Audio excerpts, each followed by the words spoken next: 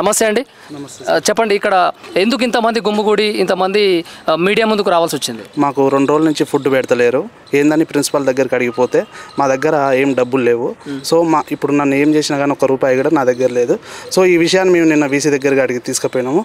తీసుకపోతే వీసీ గారు ఏమన్నారంటే, మేము ఆల్రెడీ మీ కాలేజీకి ₹1,00,00,000 అయితే శాంక్షన్ చేసినాము అని డిసెంబర్లో శాంక్షన్ చేశారంట.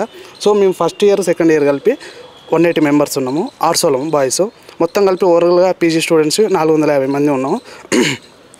ఈచ్ వన్ స్టూడెంట్ ₹10,000 కట్టారు. ఈ 45 లక్షలు, అది ₹1,00,00,000. ₹1,45,00,000 ప్రిన్సిపాల్ గారు ఏం చేశారు, నిజాం కాలేజ్ యాజమాన్యం ఏం చేసింది, మాకు 5 మంత్స్ నుంచి ఫుడ్ పెడుతున్నారు. 5 మంత్స్కే 450 మందికి ₹1,50,00,000 ఖర్చు పెట్టారా? ఏం చేశారు? నాకు వచ్చింది, నాకు విజిట్ చేసింది, నాకు ఏ గ్రేడ్ ఇచ్చింది, వాళ్ళు కొన్ని ఫండ్స్ ఇచ్చారు. ఆ ఫండ్స్ ఏం చేశారు? ఇవాళ కూరగాయలు లేకుండా, సరైన మౌలిక వసతులు లేకుండా మమ్మల్ని ఇబ్బంది పెట్టి ఇబ్బందులకు గురి చేస్తున్నారు. సో ఇవాళ 2 డేస్ నుంచి మాకు ఫుడ్ లేదు. ఏమన్నా అడిగితే మా దగ్గర డబ్బులు లేవంటారు. మరి మేము కట్టిన డబ్బులు ఎటు పోయినాయా? ఎవరు తీసుకుంటారు? ఎటు పోతుంది?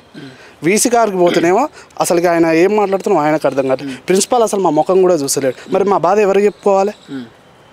రోడ్ ఎక్కితే మా సమస్య క్లియర్ అయితే ప్రిన్సిపాల్ ఏమంటున్నాడు? అసలు మాతోటి మాట్లాడతలేడు. నమస్తే పెడితే అసలు వీరెవరో నాకు తెలియదు అన్నట్టు యాక్షన్ చేస్తున్నాడు. మరి ఏంది దీనికి సమస్య? పరిష్కారం ఎవరు చూపాలి? నువ్వు ఒక సమర్థమైనంత పాలన చేస్తావనే నీకు అంత మంచి చైర్ ఇచ్చినాం మేము. నువ్వు ఆ చైర్కి ఏం వాల్యూ ఇస్తున్నావు? కోపం పడతాడు. పిల్లల్ని అడగడానికి పోతే గొంతు పట్టి బయటికి తోస్తావు. ఏంది? ఎవరు గొంతు పట్టి తోడు? ప్రిన్సిపాల్ పేరు Rajasekhar, principal, Nizam college principal Rajasekhar sir. ఆయన రీసెంట్గా డిసెంబర్లో ఆయనకు అపాయింట్మెంట్ ఇచ్చినారు. ఎవరు గొంతు పట్టాడు? స్టూడెంట్స్ గొంతు పట్టిండు. అంటే ఇక్కడ ఎవరైనా ఉన్నారా?